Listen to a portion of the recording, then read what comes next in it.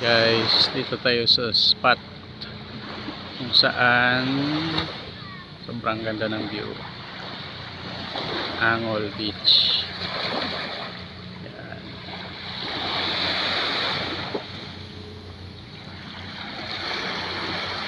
Yan. Maraming mga bato-bato.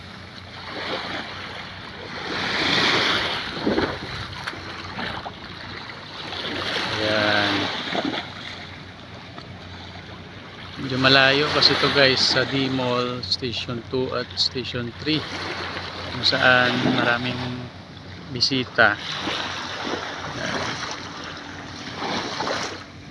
Tingnan nyo naman guys, oh. Yan. Napakaganda. Yan. Sobrang puti pa ng buhangin dito.